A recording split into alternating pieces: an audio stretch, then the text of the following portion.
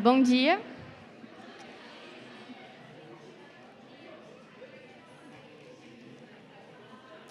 Eu vou esperar vocês se ajustarem aí.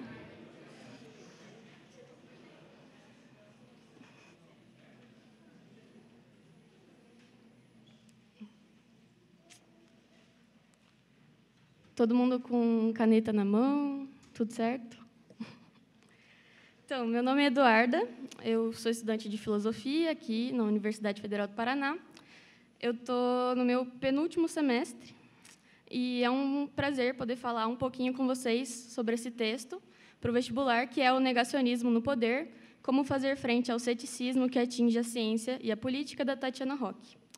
Então, eu preparei 5 páginas, assim, um resuminho do texto, e eu vou ler para vocês, depois eu vou fazer uma retomada das ideias principais, e aí a gente abre para questões. Acho que vai ser bem rapidinho. Então, assim, questões de metodologia. O texto adota uma abordagem descritiva de uma forma de governo. Isto é, o texto parte da análise de exemplos históricos para retirar deles as, entre aspas, normas, assim, que regem o funcionamento da forma de governo em questão. Então, durante essa exposição, para que ela seja mais breve, eu vou dar menos ênfase para os exemplos concretos que a autora traz e mais ênfase para os elementos conceituais que ela desenvolve ao longo do texto a partir desses exemplos, né? Então, a Tatiana Roque, ela é matemática, filósofa e professora da Universidade Federal do Rio de Janeiro. Atualmente, ela também é secretária da Ciência e Tecnologia no município do Rio de Janeiro. Nesse artigo, publicado em fevereiro de 2020, pouco antes da irrupção da pandemia no Brasil, a Tatiana Roque propõe uma análise de conjuntura que envolve pensar o negacionismo como uma forma de governo. Isto é, como um elemento estruturante da política, em vez de um instrumento ou um acessório político, e que se aproveitou para ascender ao poder de uma crise de confiança já existente com relação à ciência e às instituições políticas. Ficou claro? Então, basicamente, o que eu falo nesse parágrafo é o que eu vou falar um pouco mais extensamente até o final das 5 páginas. Então, um dos principais pontos abordados pela Tatiana Roque, como alvo do negacionismo, é o aquecimento global. Ela abre o texto com um argumento falacioso de um deputado e que é relevante não só por se tratar de um representante político, mas por, eu cito, refletir a descrença com que o conhecimento científico vem sendo tratado por alguns setores do governo e da sociedade. Por que isso é importante? Porque, nesse caso, é o governo quem está refletindo uma tendência social. Não é como se a política de governo ela tivesse mudado, assim, como as pessoas se portam com relação à ciência, mas é antes esse ceticismo que está presente nas pessoas que possibilitou a ascensão política desse tipo de discurso.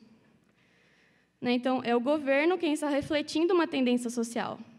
Embora ela não use esse termo, é quase uma forma de reconhecimento que opera aqui. Então, o Estado, ou essa forma política que reconhece a sociedade, reconhece essa tendência da sociedade, e daí ela reflete essa tendência na sua forma de governo.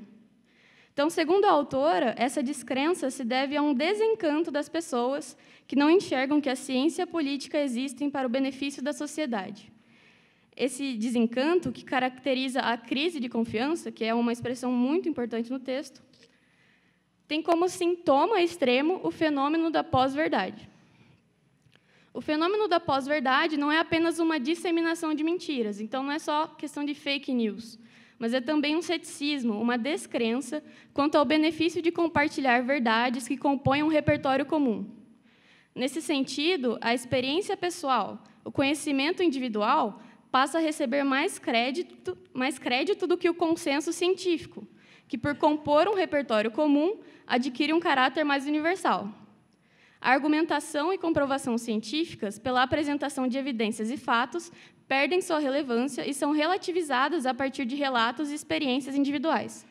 Então, o que acontece, né, nesse ceticismo generalizado? A opinião própria passa a valer mais do que o que a ciência diz. É isso que eu quis dizer nesse parágrafo. Então, a Tatiana Rock ela também aponta que há uma correlação entre a desconfiança na ciência e a desconfiança em outras instituições. Eu cito: quem duvida do conhecimento científico geralmente desconfia também dos governos, das Forças Armadas ou da Justiça. Mas, para Rock, mais importante do que esse dado é aquele dado segundo o qual o ceticismo parte da observação de um descompasso entre os ditos benefícios da ciência e como, de fato, a ciência impacta individualmente na qualidade de vida das pessoas. Então, segundo a autora, eu cito mais uma vez, ela diz: mesmo em países de renda alta, pessoas que dizem ter uma vida difícil têm probabilidade 3 vezes maior de serem céticas do que aquelas que alegam viver em condições confortáveis. O que isso mostra, né? Por um lado, que o desencanto com a ciência é efeito da desigualdade social. E, por outro lado, que o ceticismo generalizado, e aí ela complementa essa questão, porque não é só a questão da desigualdade social, é também o fundamentalismo religioso. Então, segundo ela, 75% dos entrevistados, lá que ela usa muitos dados, assim, 75% dos entrevistados dizem que, quando a ciência discorda de sua religião, as pessoas seguem a orientação religiosa.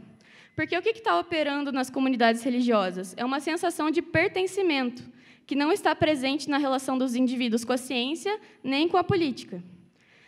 Então, a gente vê, desse modo, que a confiança na ciência não pode ser reconquistada por meio de uma suposta autoridade da ciência, baseada na superioridade ou neutralidade do saber científico, mas pela abertura ao diálogo, à divulgação científica e à autocrítica. E aí ela volta para a questão da crise climática, né? Ela diz que é especialmente preocupante que a crise de confiança tenha se estabelecido no momento crítico das mudanças climáticas. Qual que é a dificuldade, né? A partir do que já foi exposto, a gente entende, então, que admitir uma verdade científica, que é admitir a existência das mudanças climáticas, significa admitir que a causa do aquecimento global são as atividades humanas. E isso exige uma reconfiguração dos nossos modos de vida. Então, sendo a crise de confiança e muito baseada no desencanto com a ciência e na percepção de que a ciência não existe para o benefício humano, como é que a gente convence as pessoas de que vale a pena uma alteração radical dos seus modos de vida se elas não puderem, eu cito, enxergar benefícios tangíveis em suas vidas cotidianas aqui e agora? Então, nesse contexto, o negacionismo se apresenta como uma alternativa tentadora, uma vez que se aproveita da desconfiança que já existe nas pessoas e opera menos pela negação explícita das verdades científicas do que pela dúvida, isto é, pelo método de criar controvérsias onde antes havia consensos. E aí ela dá um exemplo histórico que ocorreu nos Estados Unidos. Na década de 90, os consensos dos estudos sobre as causas do aquecimento global produziram, inclusive, uma convergência política entre democratas e republicanos lá nos Estados Unidos. Incomodadas com esse consenso, as empresas de petróleo responsáveis pelo aumento da emissão de gases do efeito estufa adotaram um tipo de propaganda cujo objetivo era semear a dúvida, transformar o consenso em controvérsia, em polêmica. Então, as campanhas passaram a retratar os climatologistas como comunistas disfarçados. Como resultado, alguns verdadeiros climatologistas aderiram ao negacionismo climático como forma de engajamento anticomunista. E aí, né, o que acontece? Você reparte esse conhecimento científico aí, que estava convergindo, a partir de uma discordância assim, ideológica, né? Então, os climatologistas que antes poderiam aceitar que as mudanças climáticas são uma realidade causada pelas atividades humanas, a partir do momento que isso se apresenta como parte da ideologia comunista, eles vão negar, então, a existência das mudanças climáticas como forma de engajamento anticomunista. Então, no momento em que as verdades científicas apontaram para a insustentabilidade do nosso modo de produção e reprodução de vida, isto é, no momento em que foram apontados limites para o desenvolvimento e progresso econômicos, o aquecimento global se tornou matéria de controvérsia e disputa política. E, na medida em que os estudos dos climatologistas foram associados a um discurso comunista, o discurso anticientífico foi apropriado pelos governos de extrema-direita recentemente eleitos ao redor do mundo. Então, não é uma questão que ocorreu só no Brasil, mas também lá com Donald Trump e em outros países da Europa. Aí, segundo a Tatiana Roque, o apoio razoável das populações a esses governos e sua indiferença para com os discursos anticientíficos pode ser explicado pela crise de confiança. Ela afirma, e aí eu vou citar um trecho mais longo, porque ele me parece assim, o trecho mais relevante do texto. Ela diz o seguinte: a fragilização do tecido social e das instituições abre espaço para um ceticismo generalizado, que se traduz em rejeição ao sistema como um todo. É nesse terreno fértil que atitudes negacionistas podem proliferar e conquistar mais apoio. Lideranças conservadoras garantem poder político dialogando com o sentimento de deboche que acompanha o ceticismo. Mas, além da descrença, o cético se caracteriza por uma predisposição constante para a dúvida. Assim, a estratégia torna-se ainda mais eficaz quando posicionamentos políticos aparecem disfarçados como controvérsias. Há uma ironia nesse fenômeno, pois o ceticismo produzido artificialmente, um mero eufemismo usado pelos negacionistas, pode se disseminar mais facilmente ao repercutir um ceticismo real. No caso do meio ambiente, as consequências de não interromper desde já a ampliação da esfera de influência de opiniões anticientíficas, mesmo quando parecem apenas suscitar dúvidas, são especialmente preocupantes, pois serão irreversíveis. Fim de citação. Então, é por isso que o negacionismo ele emerge como uma forma de governo em vez de um instrumento de governo. E aí isso se dá num processo de retroalimentação, né? Tipo, primeiro, tem o ceticismo generalizado, que surge da fragilização do tecido social e das instituições. E aí ele aparece como um terreno fértil para as atitudes negacionistas. O negacionismo, por sua vez, produz artificialmente controvérsias, que são mais amplamente disseminadas por serem produzidas num contexto de ceticismo generalizado. Mas, como ressalta Tatiana Roque, só há frutificação dessa estratégia devido ao tecido social desgastado em que ela se instalou. Aí eu cito: a prova é que esses cientistas, entre aspas, negacionistas, já atuam há tempos, mas não causavam tanto estrago. O pulo do gato da extrema-direita foi vampirizar a desconfiança de parte considerável da opinião pública para legitimar governantes com posições anticientíficas e inserir o negacionismo na máquina estatal. Então, se encaminhando para a conclusão, a Tatiana Roque levanta como pergunta: como agir diante disso? Segundo ela, há uma vontade de reconhecimento ou contemplação entre as pessoas. Elas querem ser ouvidas e terem suas razões consideradas, e não parece que isso ocorre na tomada de decisões sobre a ciência e a tecnologia. Então, apenas aumentar a divulgação científica não parece ser suficiente, mas abrir todas as etapas da produção científica para a opinião pública também não parece viável. Então, o que a Tatiana Roque sugere é que o desejo de participação das pessoas talvez reflita, na verdade, uma demanda por mais informação a respeito das consequências das escolhas dos cientistas, permitindo a um público mais amplo interferir na avaliação de prioridades. O desejo de participação também expressa um outro lado da desconfiança na ciência, que estaria ligado à crise da democracia. Os chamados profissionais da verdade, que são cientistas, jornalistas, intelectuais, professores e experts, perderam a legitimidade de seus discursos que se baseava na posse de atributos que os qualificariam para lidar com informações que não são acessíveis a todos. E hoje, esses profissionais da verdade disputam espaço com os chamados influenciadores, que são lideranças que estabelecem contato direto com o público via redes sociais. Mas não se pode reivindicar esse espaço recorrendo a diplomas e reconhecimento acadêmico, porque isso reforçaria a imagem elitista que se tem da produção de conhecimento. É preciso, eu cito, acolher as dúvidas e iniciar uma conversa com quem ainda não se mobiliza pela questão ambiental.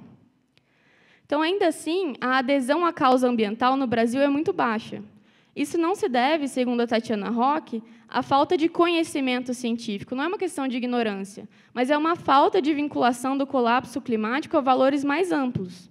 A agenda ambiental deve ser transformada numa aposta interessante, uma saída para as aflições do presente. O que ela está querendo dizer com isso? Que quando as pessoas ouvem falar do colapso climático, elas não sentem que isso tem a ver com a vida delas. E falta, então, esse discurso que mostre como também a crise climática ela se apresenta como uma, entre aspas, oportunidade de a gente buscar outros modos de vida. Aí ela diz, a ciência deve reivindicar o ceticismo que lhe é próprio e que foi desvirtuado para designar os negacionistas. Como ela afirma, incertezas, perguntas, problemas e questões em aberto são matérias-primas da ciência e podem ser usadas para valorizar o ceticismo. Faz falta, contudo, explicitar melhor os processos que permitem à ciência extrair das dúvidas iniciais algumas certezas. Então, essa questão, onde é que o ceticismo para? O ceticismo para com o método, né? E aí falta a clareza da população em geral sobre como é que esses métodos chegam a algumas verdades, assim. Por mais que sejam, por vezes, verdades provisórias.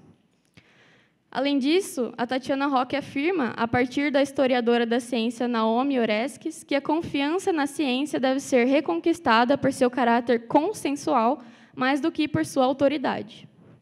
E aí, por fim, ela aponta que há de se convencer as pessoas de que o colapso climático exige uma alteração dos nossos modos de vida, o que não parece impossível, tendo em vista as condições precárias de vida da maioria das pessoas.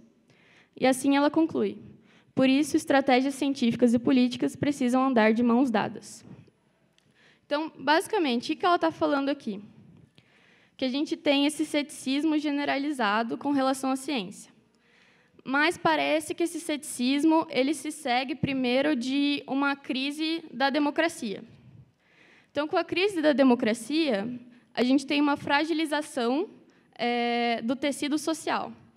Essa fragilização do tecido social, junto lá com a questão da desigualdade social e do sentido de comunidade que a religião dá para as pessoas, isso leva as pessoas a cada vez mais duvidarem da ciência, então adquirirem uma postura cética com relação tanto à ciência quanto com a política. Aí, o que aconteceu politicamente? Os governos de extrema-direita eles se aproveitaram desse momento de ceticismo generalizado para, então, lançar a mão de uma forma de governo que é negacionista nela mesma. Assim.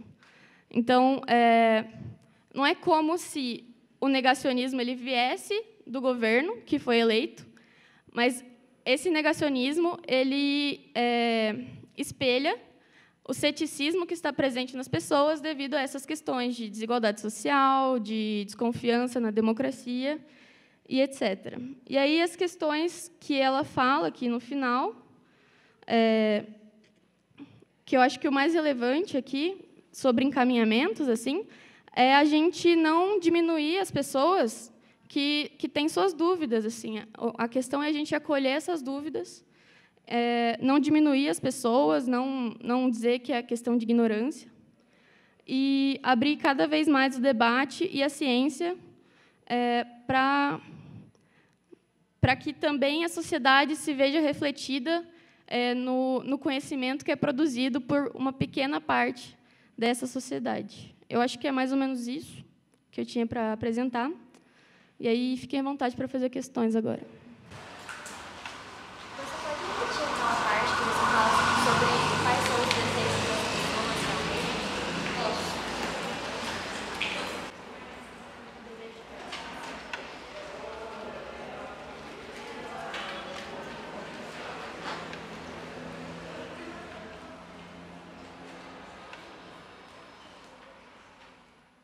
Deixa eu ver.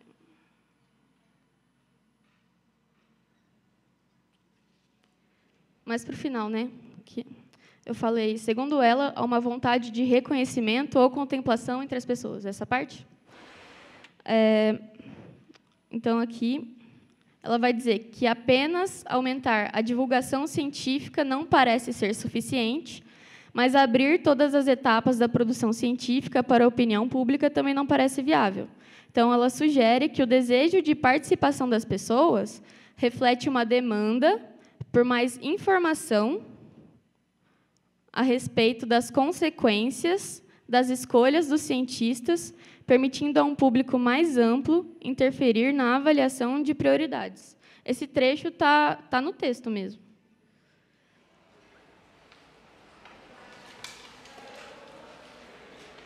Aí, o desejo de participação também expressa um outro lado da desconfiança na ciência, que estaria ligado à crise da democracia. Você quer que continue? Mais questões? Oi. Eu não sei se eu entendi muito bem o ceticismo em si. Ele é tipo não aceitar assim, sobre o tal assunto? Então, essa questão do ceticismo, segundo ela, é que ele é menos sobre negação do que sobre manter o estado de dúvida, sabe? Porque ela vai dizer o seguinte, como é que funciona a política de Estado negacionista? Ela não vai negar necessariamente, ou tipo, o poder dela não está necessariamente em negar a existência da crise climática. O poder dela está em aumentar a dúvida nas pessoas, em criar polêmica, sabe? Porque quando surge esse discurso dos climatologistas, há um consenso. E aí, o que a estratégia negacionista faz? Ela divide os cientistas. E aí, ao dividir os cientistas, aumenta a descrença das pessoas com relação ao que é dito, sabe? Se a ciência não consegue me dar uma resposta única, então aí eu consigo escolher o que eu acho que é verdade ou não, sabe? Então, o poder do ceticismo está em suscitar essa dúvida, tipo, constantemente. Deu para entender? Então, tipo, minha escolha, ter a minha escolha, isso é o ceticismo em si. O ceticismo é a dúvida. Aí o que a dúvida abre é você poder escolher se você acredita na ciência ou não, sabe? Porque aí ele acarreta numa deslegitimação da ciência. Sabe, ela perde a autoridade que ela costumava ter. Tem uma parte que a Tatiana Roque diz que, tempos atrás, bastava dizer isso é comprovado cientificamente, e daí acabava a discussão. E aí, com o aumento do negacionismo, isso não é mais um argumento a que se pode recorrer. Negacionismo seria, tipo, negar a ciência, e o ceticismo fazer a dúvida. Assim, pelo menos da minha leitura, eu não vi muita diferença, sabe? Eles são quase que sinônimos, assim, porque o ceticismo é o modo de operação do negacionismo, sabe? É meio que isso. O negacionismo ele é uma política de Estado, é uma forma de governo, e daí o método pelo qual essa forma de governo se aplica é o ceticismo. Deu para entender? Foi falado sobre o conceito de pós-verdade. Queria falar um pouco mais sobre isso? Assim, o que ela fala no texto sobre pós-verdade é justamente tipo, isso que eu ressaltei. Assim, ela não explora demais, porque ela vai dizer assim que o fenômeno da pós-verdade ele aparece como sintoma do ceticismo. Eu acho que é um pouco isso. Assim. Então, o que eu acho que ela faz aqui é distinguir o método utilizado pelo negacionismo, que é o ceticismo, e o resultado desse método, que daí é o fenômeno da pós-verdade. Sabe? Então, esse fenômeno da pós-verdade ele está muito ligado ao ceticismo. Porque, assim, quando você dissemina mentiras, aí é quando você cria polêmica, sabe? Quando você divide o consenso científico, blá, blá, blá. Deu para entender? Alguém mais? Oi. Pode ir. Eu tenho perguntas de definição mesmo. A autora ela utiliza as palavras de ceticismo, conjectura, tecido social e crise na democracia. Para ela, como ela define esses termos, né? Quais são mesmo? Resumindo, o que é ceticismo para a autora, o que é crise na democracia para a autora, o que é conjectura para a autora e o que ela define como tecido social. Conjectura fui eu que usei, quando fui falar da metodologia dela. O que é o tecido social? Eu entendo que são as relações que se estabelecem entre os indivíduos na sociedade. Quando eu estava lendo, eu pensei, sei lá, no Weber, que fala da sociedade orgânica, da sociedade mecânica, assim. Então, eu acho que ela está falando assim desse modo de relação entre indivíduos numa sociedade e que, quando ela fala da fragilidade do tecido social, é que você tem assim essa relação entre as pessoas que se torna muito fraca, sabe? Eu acho que é por aí. Sobre o ceticismo, foi assim, a resposta que eu tenho é a que eu dei até agora, que é esse método de criar polêmica, de suscitar a dúvida nas pessoas, né, para que nunca haja um consenso, porque pense, se em algum momento a gente chegasse a um consenso de que a crise climática é um grande problema e a gente tem que fazer alguma coisa sobre isso, acontece o que as indústrias de petróleo tinham medo, assim, tipo, a gente para de usar petróleo, sabe? Então, é um pouco por aí, assim, essa questão do ceticismo. Por que ele é importante? Porque ele divide as pessoas, né? Ele não permite que as pessoas consigam se reunir em torno de uma meta em comum para fazer alguma coisa sobre esse problema. E qual que é a outra palavra? Como a autora define A crise da democracia? Ela não define, ela só citou lá em um momento. Mas eu estava assistindo a uma fala dela que ela deu durante a pandemia e, assim, pelo que eu me lembro, ela fala que a crise da democracia começa lá mais ou menos por 2008. Então deve ter alguma coisa a ver assim com a crise econômica que teve em 2008, por aí. É isso? Agora, pessoal, como você define a crise na democracia? Como eu defino? Eu não defino.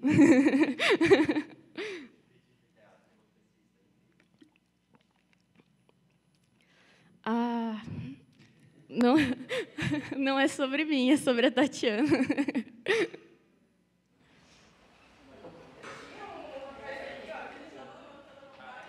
Oi. Então, esse raciocínio está certo. A ponte importante para você fazer com Descartes e a Tatiana Rock é a dicotomia que existe entre o ceticismo científico, que é o metodológico, e o ceticismo, tipo, menos. Porque o Descartes, por exemplo, ele tinha uma discussão com os céticos da época dele, que ele acreditava que existia uma verdade absoluta, só que a maneira de chegar nessa verdade absoluta como a outra numerou, e ela existe. Só que certos céticos, eles achavam que não existia uma verdade absoluta. Ou seja, tem aí uma divisão entre um ceticismo científico e metodológico e um ceticismo que é basicamente um niilismo, só que não existia niilismo na época. A gente chama de suspensão do juízo também. Só que o ceticismo atual, que não é científico, porque o científico é utilizado como método. O ceticismo atual, que te distancia da verdade, ele é um ceticismo que vem pelo você acreditar que não existe uma verdade, ou ela não é alcançável, ou a dissonância cognitiva, tipo, como exemplo seria, não dá para saber se as crises climáticas estão acontecendo. Isso seria, tipo, o ceticismo antigo interpretado hoje. Ou as crises climáticas não estão acontecendo. Por quê? Porque eu disse, é uma dissonância ou eu não consigo achar a verdade? Qual seria para a Tatiana e para a Tatiana? Pelo que eu entendi, ela considera os dois casos, porque ela não vai tentar assim falar que há uma massa de pessoas que têm um ceticismo específico. Não, ela fala de uma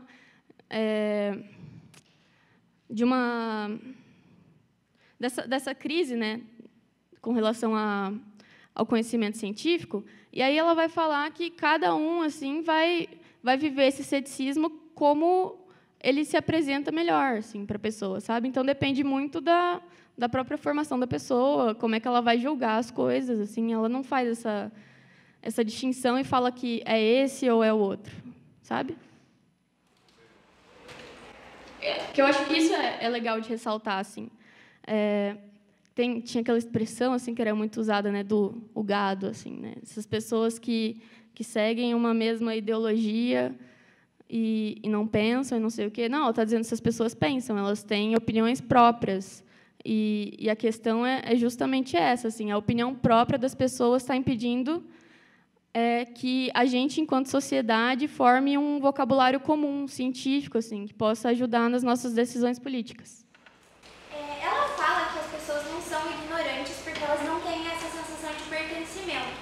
Mas, a partir do momento que surge essa dúvida e a pessoa tem a escolha de pesquisar sobre o assunto ou acreditar numa corrente de Facebook, se ela escolhe acreditar na corrente, ela não está sendo ignorante?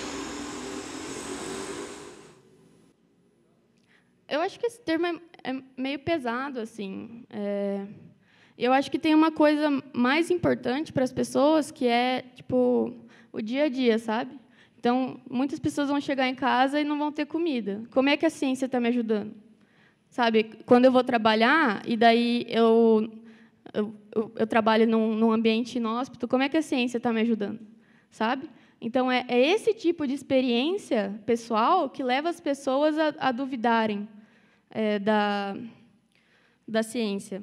Que é nesse sentido que ela fala da importância de pensar a desigualdade social como essa influência sobre a relação das pessoas com a ciência, sabe? O que a autora define como políticas públicas negacionistas? Não sei.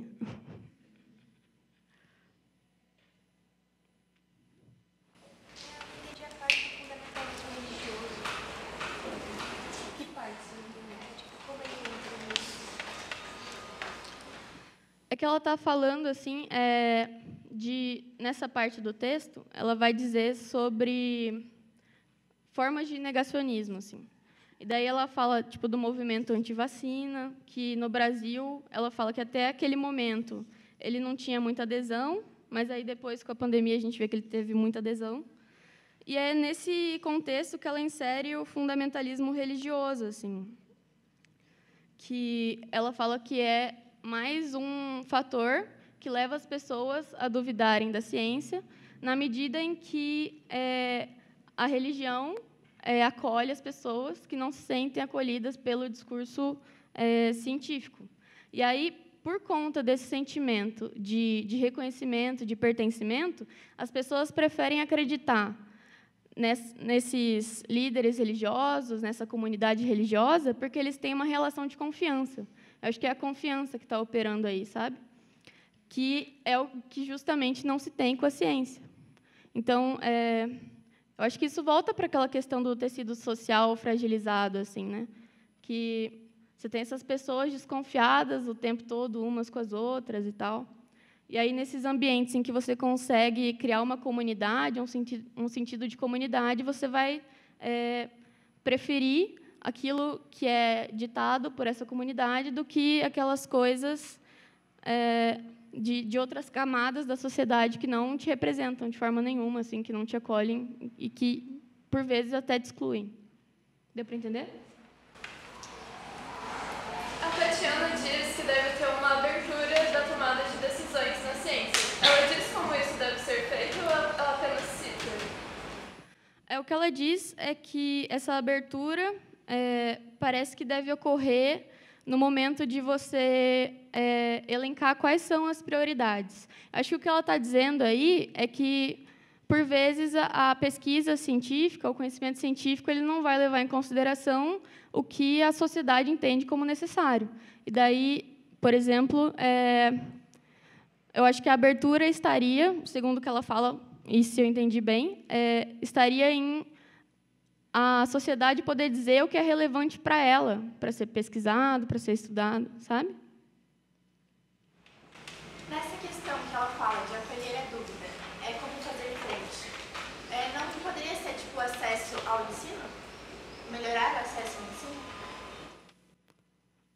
Poderia, mas eu acho que o que ela fala aqui é que não falta informação, falta contato entre as pessoas, falta...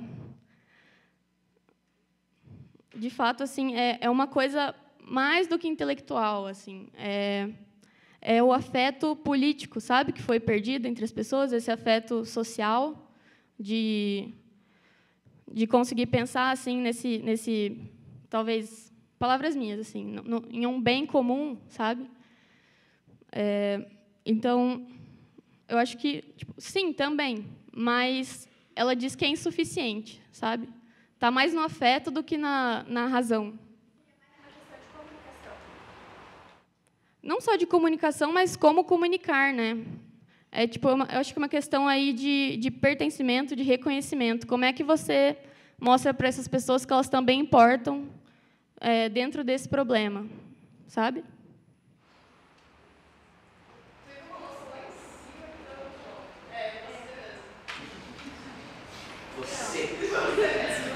Desculpa, gente, eu sou muito perdida. A autora afirma que os governos de extrema-direita são negacionistas ou utilizam o negacionismo? Eles são negacionistas. Pelo menos esses governos de extrema-direita que foram eleitos recentemente, sabe? Não, tipo, todo o governo de extrema-direita que existiu durante a história. Ela está falando desse período específico. As pessoas em vulnerabilidade socioeconômica, elas são usadas como base no governo? As pessoas em vulnerabilidade socioeconômica são usadas como base para o governo negacionista? Ela não diz isso, mas eu acho que dá para concluir isso, sim. Você quer que elabore ou só a confirmação é suficiente? Eu acho que sim, porque, se eu entendi o seu raciocínio, né, esse ceticismo ele é mais... esse ceticismo generalizado ele está mais presente nas camadas mais vulneráveis da sociedade, né? Então, assim, não é como se fosse a única parte da sociedade que vai concordar com esses... Aliás, aí que está o ponto, né? Não é que necessariamente eles concordam, mas que eles se veem representados nesse governo e o governo ele se aproveita da vulnerabilidade dessas pessoas justamente para disseminar o negacionismo a partir do ceticismo que essas pessoas cultivaram, assim, por causa das experiências de vida, experiência política, etc. Não sei se ficou claro. Saberia me enumerar 4 métodos para combater o ceticismo? Não.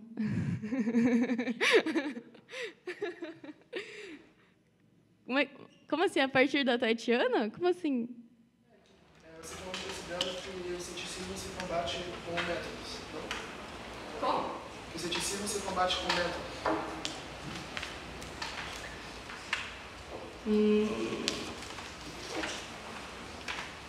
Bom, eu acho que, se fosse para eu dar alguma resposta, seria no que eu falei no final do texto, que eu preparei, que é aquela questão, assim, do... Deixa eu ver se eu me encontro.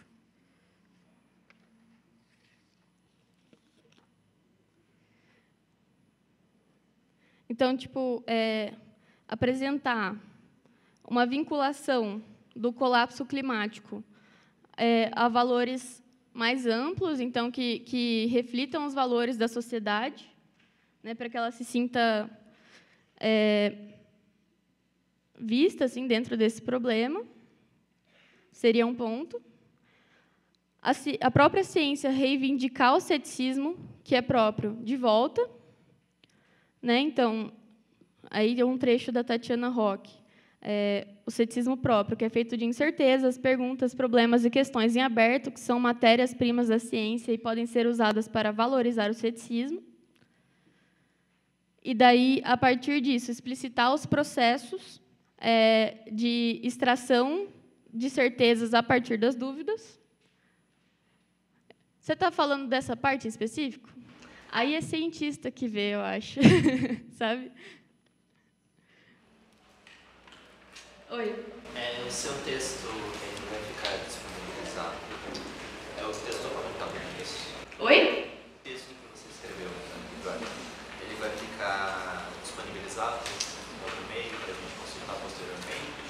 posso mandar, assim, se alguém tiver interesse, eu posso escrever meu e-mail ali. Aí vocês me escrevem, quem quiser. Mais alguma questão? Oi. Olha só, ela está dizendo que se perdeu essa democratização da ciência, ou seja, as pessoas perderam esse contato, essa identificação com ela. E daí abriu espaço para o negacionismo e o ceticismo religioso. Ou seja, para ela, você precisa abrir mais o debate. E ela e você mesma cita isso no texto. Mas você abrindo o debate não pode acontecer como aconteceu na década de 70, que ela mesma usa como exemplo, porque eles abrem um debate para formar uma polêmica com os produtores de petróleo nos Estados Unidos. Só que não necessariamente era um debate, porque era uma certeza e o outro era uma polêmica que eles transformaram em debate para manter essa estrutura social petrolífera. Ou seja, você abrindo o debate, você não pode acabar por abrir mais ainda espaço para o ceticismo? Mas é por isso que ela fala que a gente não pode abrir o debate sobre todo o processo científico, né? Ela, inclusive, vê isso como um problema, né? Como eu coloquei aqui.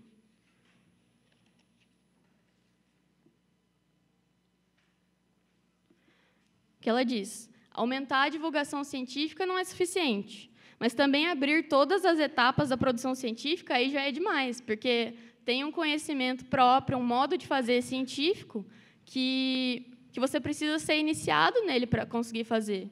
Então, você abre para a sociedade em que medida? A respeito das consequências das escolhas dos cientistas, porque eu não vou conseguir lembrar agora, mas eu vi um texto em Filosofia da Ciência que fala assim, sobre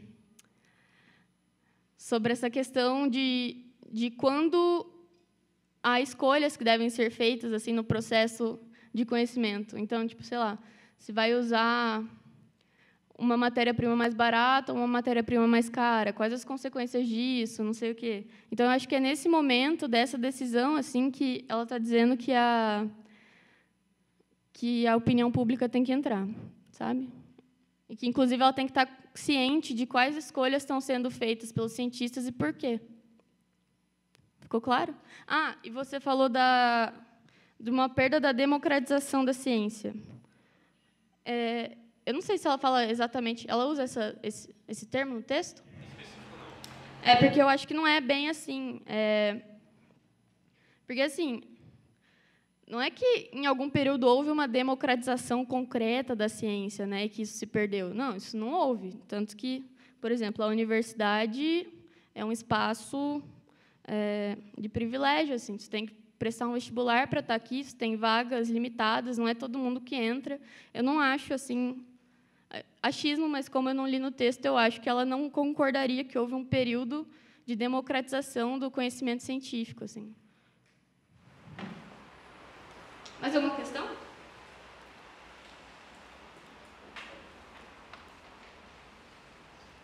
Oi. Você e depois você. Ela fala no texto sobre o negacionismo se apoderar de jargões científicos. Né?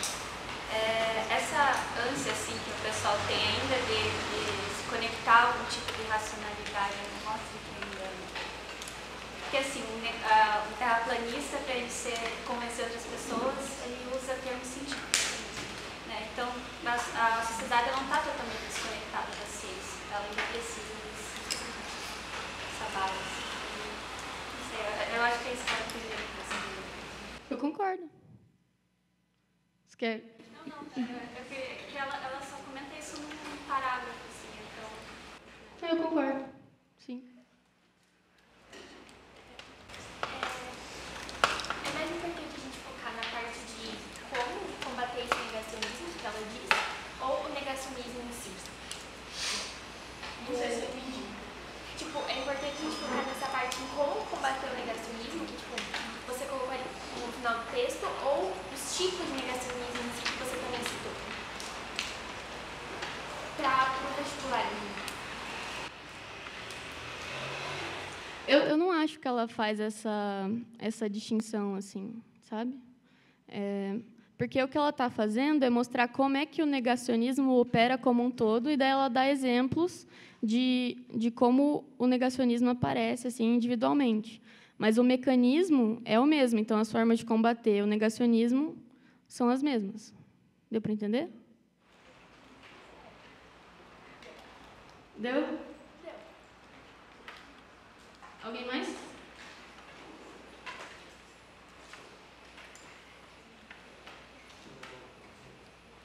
Oi.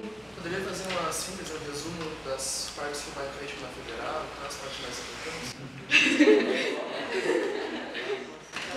Uma ideia das partes mais importantes. Puxa, eu não li as questões, mas... Bom, eu acho que o que eu tentei fazer foi mostrar a linha de raciocínio dela. Então, o que eu diria que é o mais importante. Lembrar que tudo começa com uma crise da democracia, que essa crise da democracia ela fragiliza o tecido social, que a fragilização do tecido social, aliada aí a questões de desigualdade social, ao fundamentalismo religioso, aquelas questões de pertencimento e tal, elas vão levar a um ceticismo da ciência para com a ciência. Esse ceticismo ele é anterior aos governos negacionistas, que vão se aproveitar desse ceticismo que já existe nas pessoas para utilizá-lo como uma forma de Estado, uma forma de poder político, e não simplesmente como um instrumento, assim, mas como um elemento estruturante.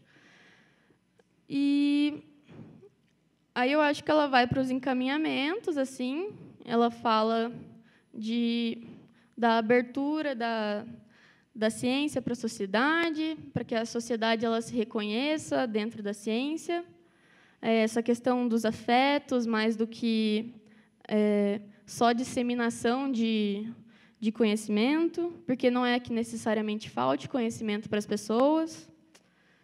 Eu acho que é meio por aí, assim.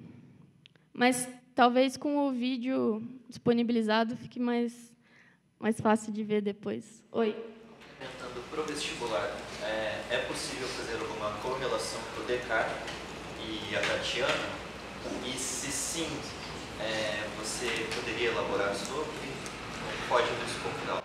Eu acho que é o que o colega ali tinha dito antes, que você tem esse ceticismo, que ele aparece como uma dúvida metódica, que daí é um método de ciência, e aí ela fala de como esse ceticismo, que é próprio da metodologia científica, ele foi apropriado pelo negacionismo, né? Ele foi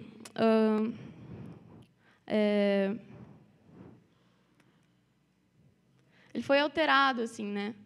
E aí ele de instrumento da ciência ele passa a ser uma arma contra a ciência. Eu acho que é por aí a relação que dá para fazer entre o Descartes e a Tatiana Rock com relação ao ceticismo.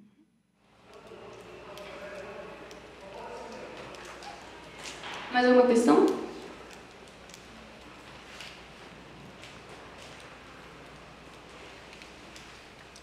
Acho que finalizamos, então? Se eu ouvi bem. Eu posso deixar meu e-mail ali, aí se alguém quiser o texto, se alguém tiver alguma dúvida, vocês podem me mandar. Eu fico à disposição. Pode ser?